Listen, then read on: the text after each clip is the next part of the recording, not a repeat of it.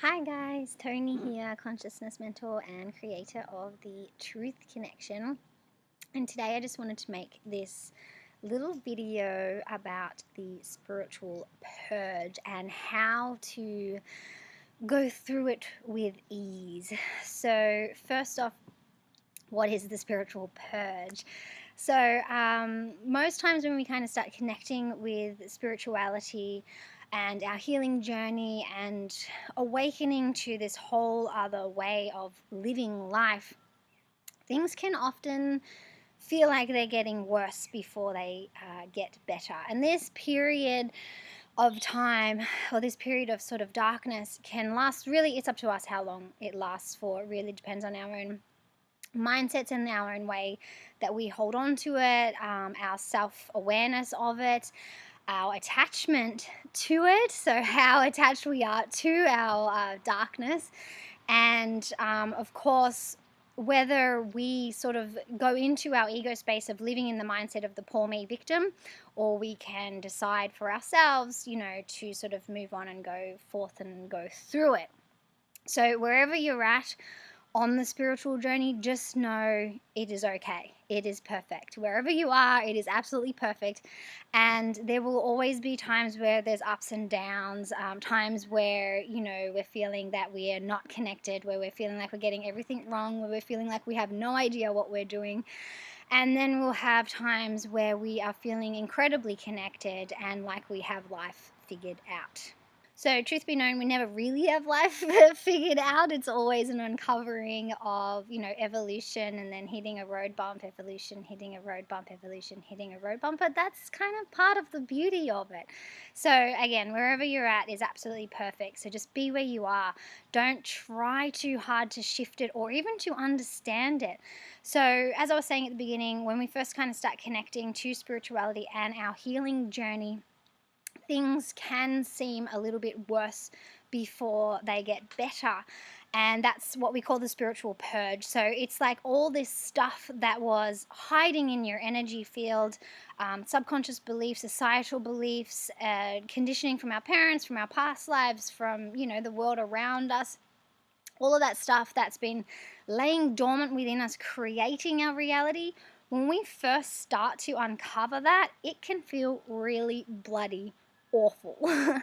And it can feel painful, and it can feel sad, and it can feel lonely, and we can get into this desperate state of wanting change and wanting to understand, and not understanding what we're really doing wrong. So the key is, when you're in this phase, is to just really be patient with yourself. Allow it to purge through in whatever way, in whatever healthy way that comes through for you. So whether it's journaling, whether it's venting a little bit, whether, in a really healthy kind of mindful way of letting things out. You have to feel it to heal it. If you try to push it back in and just cover it up with positivity, you're not healing. You're just reburying it down deep, and you will have to deal with it at some stage. It will come out in whatever way it comes out, and the more you bury it, the more it comes out through our body in illness or mental illness, physical illness, all of that kind of stuff. So when you are in that spiritual purge phase, just remember you're not alone, and it is okay to feel negativity. It is okay to feel that pain. It is okay to feel that sadness or that desperation or whatever is coming through for you. The trick really is to not live it. It isn't you. Just realize it is something that is coming through you. It's coming out of your energy field, and when you get through it to the other side, your energy field that is creating your reality, that's not going to be there anymore, which means your reality will be different. It will be shifted, and you will be free of that. So the major things to remember when you're going through the spiritual purge: A, do not try to bury it with positivity. B, you don't even really need to completely understand it or analyze it. Just allow yourself the space to feel it and let it evaporate out in whatever way that looks like for you. So, it may look like a lot of rest, a lot of sleeping. It may look like a lot of journaling. It may look like a lot of meditation. It may look like a lot of venting. Whatever way your mind, your body is telling you to purge that, allow that space to happen. don't feel guilty about it. Don't feel bad about it. Just accept what's happening and allow it. The more you kind of allow it, the quicker it goes as well.